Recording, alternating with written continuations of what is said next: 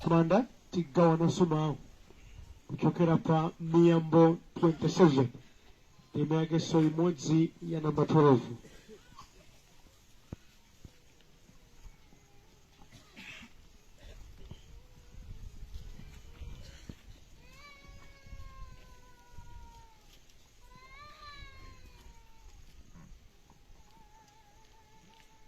Pandime ya namba 12 mawa Mulungu akuti muntu wochenjera akaona choopsa amabisala koma muntu wopusa amangopitirira ndipo amakumana ndi mavuto. Tibwerezenso. Muntu wochenjera akaona choopsa amabisala koma muntu wopusa amangopitirira ndipo amakumana ndi mavuto. Mulungu wamulungu mkulu amene adziwa kudalitsa adalitse kuwerengera mawu wake. Amen. Abale okondedwa, maina awiri kunena kuti uyu ngochenjera kapena kuti uyu ngopusa sabata nako munthu ayi. Amene munthu sabata ochenjera awula pang'ono, komanso munthu sabadwa opusa. Tandimvetsani, kuchenjera kapena kupusa kumabwera pamoyo wa munthu malingana zochita zake. Mwanena kuti akamati awangopusa ndiye kuti adachita zinthu zimene zidawamveka dzina lorani kuti ngopusa. Akamati so awangochenjera zilipo izo adachita zidagwira anthu mtima mpaka na kuwapatsa dzina lakuti awangochenjera. Ndeni mati ndikufunse ninuyo mayitachita anuwa wanthu amalakwa kuti ndinu ochenjera kapena wanthu amalakwa kuti ndinu opusa mudziona bwa mkakhala chere mudziona bwanji? Tandimvani, malemba akuti muntu wochenjera amati akaona choopsa pofuna kuteteza moyo wake amabisala kuti apewe tsoka limene likhoza kubwera kuchoopsacho. Oteleyi kudziko kuno timati ngototowala ngopusa alibe mulalo saganiza bwino, koma iye amateteza moyo. Kumwamba kumati kukaona kumati amene ngolani kuti uyu ngochenjera. Ndi aliponso wena ofuna kutamika, ofuna wanthu azika mbaza iwo choopsa amata kuchiona nkumachitsatirabe potsirimitsa mtima kuti tikazona komweko ndi amafanazo. Ndili zitsanzo za anthu ambiri amene pakuchita zinthuzo amatiwo akuchenjera ndi kuyankhula pano ali mavuto. Tiyerekeza yena pabanja amalangiza inu chemwali banja sadodanga mpira mamunayi mlemekezeni haine ndine oyera ende adaleka lero ali kumudzi nkuyera kwako mweko ali kuno kumudzi banja alibe pali Yesu apa nzabwino izi. Pakutidwa zino kamachita anthu kumakombera manja umaganiza ngati kukhoza koma dziwa kuli zotsatira zakachitidweko. Lero lino alipo anthu ena sagwirika amakonda azimayi kwambiri kwalangiza mati inu ndinu ndanu yankusowani ndalama mutazi izizi timamvetsa ndifa ndalama afe ino osauka simungazimvetsetse. You can't understand this. Kuzizungulaka pakamwa ayi kuli mawa zikadzakudilizani zomwezo mpomutadziwikire kuti mumapusa. Okondedwa tivomerezane mavuto ngambiri kudziko kuno zoonadi, koma mavuto wena amene tinawo ndi zadala, kusamva, kufuna kutamika ndi kudzilenga ushasha. Mukudziwa tinene monenetsa pano alipo wena kudziko kuno tikhoza kuyanena ngati ndi madolo anthu ochita bwino anthu oganiza bwino, koma ndimati ndinene amenewa ndi makape amawa tidzawaseka. Tinawo tiwena pa nkuteka adagwira ntchito bwinobwino mwina nachita litaya bwinobwino mkutengako ndalama atazigwira ndalamazo adazipenga usaluka kwambiri zedi icho nkugula icho nkugula icho nkugula lero alibe nkena kalikonse olo kaleza kuomerera ndevu amachitobweza munganioneko kodi mungalibwereko adazipeza zidapita tapita kutali likambeza wena soya anampeza pompano likumpeza soya mbirimbiri nena pano mbewu yomwe adagulitsa alibe kena kalikonse achitokatengaso makilogalamu ya mbewu pano pogulitsa madolo kombisa mangolosa tatenga limodzi tatenga natatu mwafufuza amayira chanara makamwera tiya pali Yesu ama. Zilipo zambiri pozichita abale wanga zimoneke ngati udolo zimoneke ngati uchacha malemba akuti muntu ochenjera ndamena matakalo choopya amadziuza icho njorati kolicho choopya. Ndimati bwanji ndikupemphera abale wanga kumanda kuno muphunzire kumadziuza kuti icho choopya ndiye muzibisala. Kati ufana ka alongo wanga umaphunzira kuti icho choopya saizi adade wako chipa kulikulu basi ayabwera kandalama basi kumadziuza nchoopya kumadziuza wewe izina zizinzoopya. Amene tiphunzire kudziuza kulamba nkoopya umadziuza umadziuzako kuyina chipokwe kutuna koopya chifukwa nchiyani kena kali konse kamene umakhala nako ndi mantha kukhala kwako umakamodziteteza. Amene koma moyo nena kuti aine ni apa mzongo rino yolira nthawi mudzavula nazo zimenezi. Anthu akamakutamani kukombani mmanja sikukhala kunena kuti muchita za nzeru kwina kumakhala kumangani support kuti mukaone tsoka. Nthawi zambiri mukakumana ndi tsokalo amapezekaso amathawa. Abweza mbiri amakutsatani zikuyenda mukakumana ndi masautso adzakusiyani mwinaso mwatsoka odzamba kusekani ndeni kuti omwe acha zimachitika ndazionene. Munthu kadandaula kwa mzake unipanda muna wanga zuriere ukangari ukhudzika apepa mbale wanga apepa sore uchokere arachitibula arachimwanya achikaulitsa chimenechi achimwanya chimenechi. Kondedwa dekani tikamakulalikirani moyo ndi woopsa uwu sakani Yesu sikukupusitsani koma kukupewetsani kuzambiri zoyipa. Amene akamakamba zakuti gahena ndi woopsa chonde wanzeru abise moyo wake mwa Yesu kuti tsokalo asalione. Amene chonde abale wanga musafere ushasha ndikwabwino kulingidwa kape pa dziko pano koma kumwamba kanani kodi ukalowe kusiyana ndi kutamika ku dziko kuno anthu kukudziwani. Mwina ndikukumbutseni ineyo ndine wamkulu zedi ndabadwa kalekale nthawi yangu azi naona zambiri mdziko muno. Mwina ena ndikulibe tikudaliwa anthu ku dziko kuno anthu achuma adaliko ku dziko kuno anthu odziwika anthu amene amadakati akuyenda mwini kuma awowo ndi wanthu adalandi kodi adapita. Ndi inu kulowiri bawa matamatho inu kudali wanthu kale inu mafe kudali wanthu kale kupesera kobidi kuma kufurira wena kudali wanthu kale apa ndi pasi padya wanthu apa mwafa kodi adali ndi chuma cha mpiri wanthu adali ndi chuma choti adachisiya adali ndi ndalama adazisiya adali ndi malo adawasiya. Tandimvetsani musakakamire za dziko zikupwetekani adali ndi akazi abusa tsomugamba zimene tawo zambiri kamakamba zoti mudzafa amadakwatira mirala amakhani nkhawa kwambiri zedi ayi kani mati ndikuseni asimayi acha mudatenga wache akadzafika nthawi adzafika pirani bwino wena simati hayi tikhoza kulerani sizatha ize bwerani ndito tilipo adangokuthandizani kukuchotsani pamaso pa Ambuye basi. Munthu ochenjera aziyang'ana kutsogolo. Amene kuti sikubwera kutsogolozi mawa ndidzakhala nazo motani. Wanzeru ndiye pakudziwa nzoopsa nzondivuta ine sindingalibe nazo amabisala mwa Ambuye ndipo Yehova amamusunga. Makani mukuchitawa akudilizani. Adalipo wena amachita masewera ndikumanena mawa ife bololo achimwene munthu wankulu kumahula limapita kubwera kusowa moyo ndikupa wanopata adata kamundi pano kambanizika adapita adalipo anthu amakani kwambiri kuwalangisa ndipone ndimati ndiumalisa munthu akafuna kuti kufa kuli pafupi amakula mtima kumulangizana ndi kuti sakumva. Mudzanyamuke tsiku lina ndikupita ku chipatala ku Central mpo makani muchita mukathere mwinacho alipo wanthu akuthatha ndi moyo akufuna moyowu nthawi datani kodi idapita. Anthu amakuiwala luli ndi moyo kukuiwala ndithu matenda amatsekera atu madziwa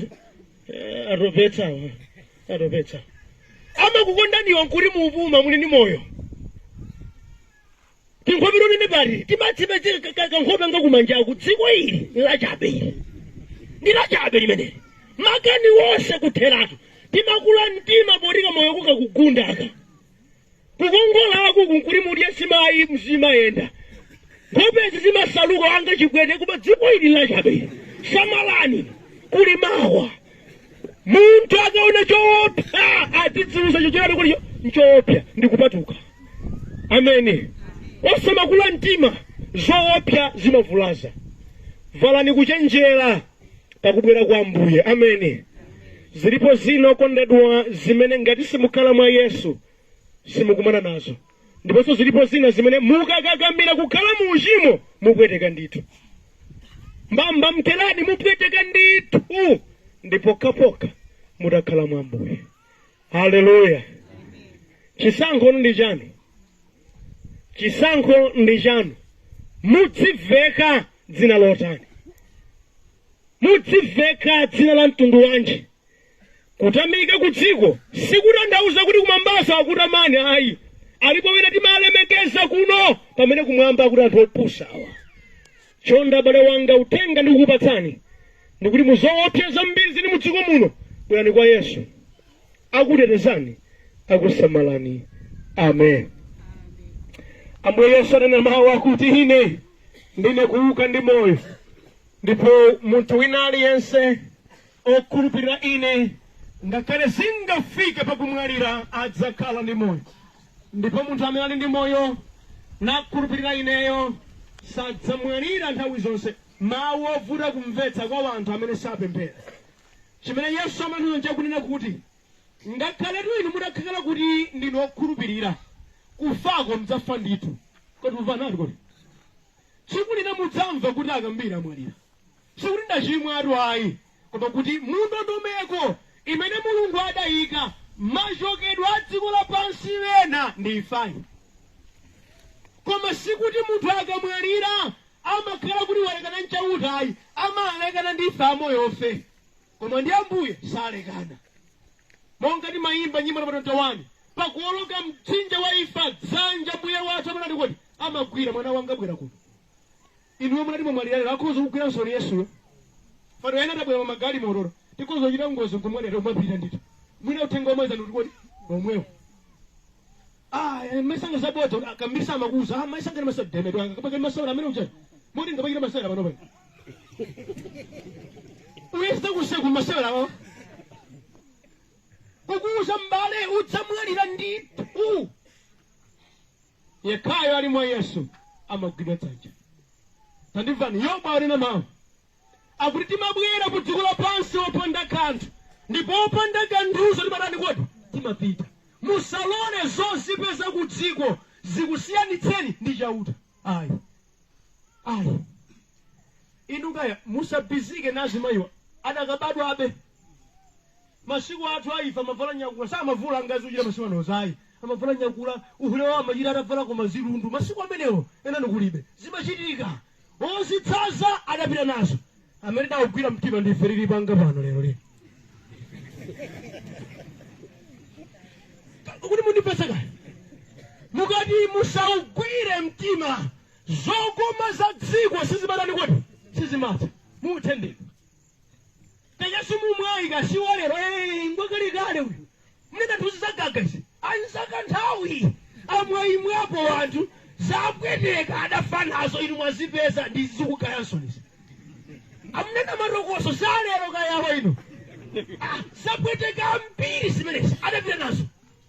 Aya nthawi yathu nthawi zidalipo kale dziko lili mampatsana mango sijasinda masiku akale kumakali mathazo lotina kena kuti asindaso vasu chifuleya china chake kuno zasindaso panopa zili mnthawi yongambika kale kachovala kungambika kale chichawa chizungu amati dede chichawa chake umve nyase auvala wanthu kumuyamikirana zimene zidalipo kale zikupwetekani odzitsaza adzapita nazo. Musalole zopezeka ku dziko lapansi zikusenthenani kodi ndi Mulungu.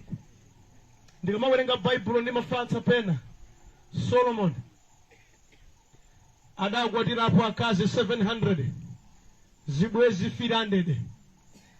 Inu mudafika sa zimene muli kutali tawerenga nangati anu simuyambako koma ataona zimene zidamvula mawu zachabe zonse zidali kuti zachabe. Ochita kafufu kwa mati Solomon amafusira wake kale kamkazi atabana kuti ngakhale ndine wanu kale hogona iwala wake kale umepepo iwala koma ataona na kalamu adapeza izi zanyani kudisi sachabe izi songo usautsa mtima okona ndi matindika mbenanu musalole zozipeza kudziko la pasi zikusiyanitseni nani kwenu ndi Mulungu. Amen. Musalole moti zoona inu mudalipa mtima poti Ambuye adakudalitsa nkoni pena munyozera anzanu.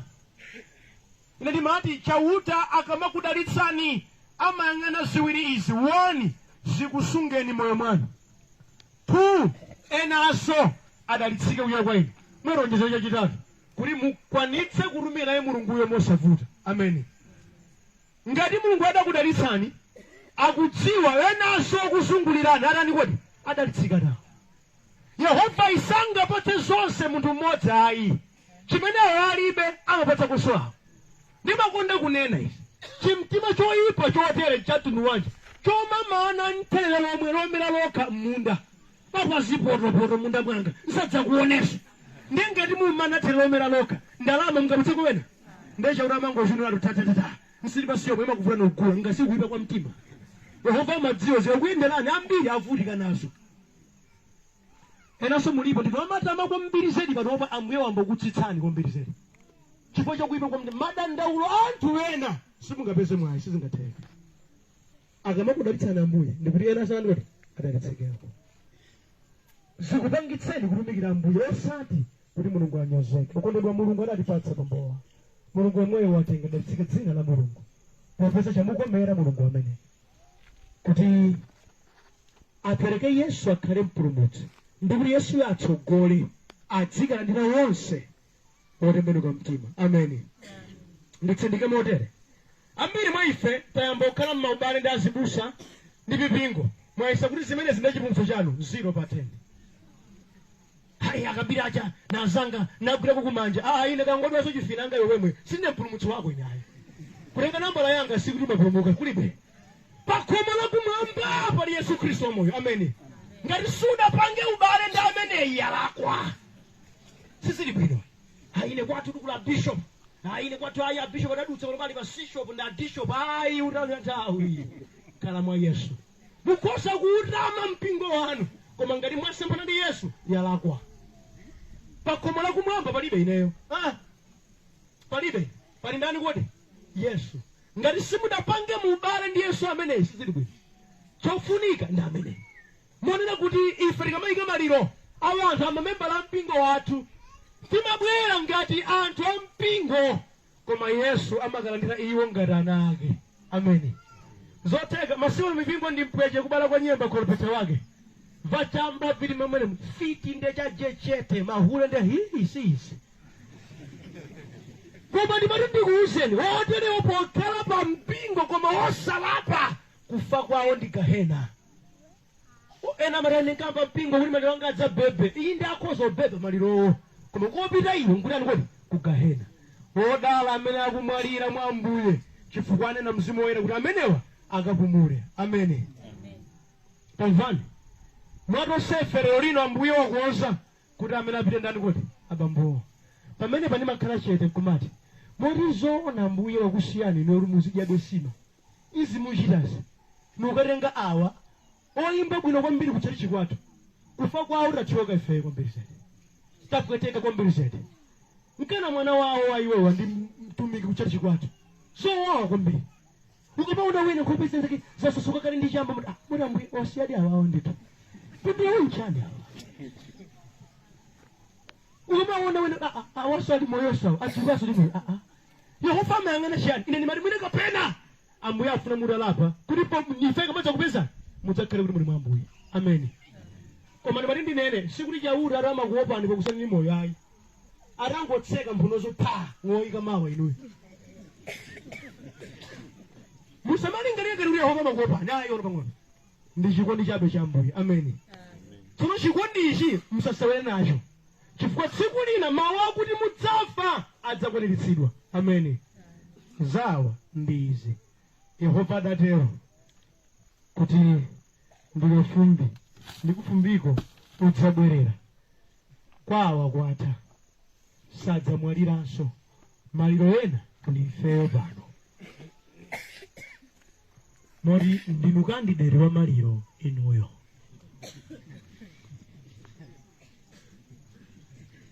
Shadow maliro ndinu ashado olemekezeka pankani yazofaifazi chifukwa amene ali ndi moyo lero ndi amene ayembekezerani kodi kumwalire, amene afa kale sadani kodi safaso. Ndinu wokonzeka bwanji pankhani imene wodala ndi munthu pakudziwa adzafa apezeka mwa Ambuye Yesu. Ameni. Kukhala wokonzeka kuti Ambuye ndili pano, tengani moyo wanga ulamulireni kuti ife kamadzandipeza idzandipeza ndili ndinu. Amen.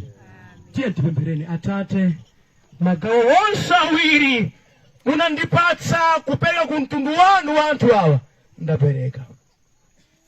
Ndalimba mtima mwana wanu Ambuye kuwauza chilungamo anthuwa. Ena zakomera, ena zayipira, ena amandiopseza ndi maso kuti ndileke. Ndalimba mtima kuyankhulabe basi. Adzikwiya atamva. Yehova pa nthawi yawo yakumwalira anthu onsewa amva izi. Dzakumbukireni uthenga wa choonadi uwu umene wapatsa, kuti mpulumutsi wa dziko lapansi kulibe wina ndi Yesu yekha basi. Ngati atakhala ndinu alandireni. Ndikupereka m'manja mwanu wonse otamba, wonse akachasu monga awa, wonse achapa. Ndikupereka m'manja mwanu, apanikizeni kuti akhoza kulapa, chifukwa palibe mpulumutsi wina Yesu nokha basi.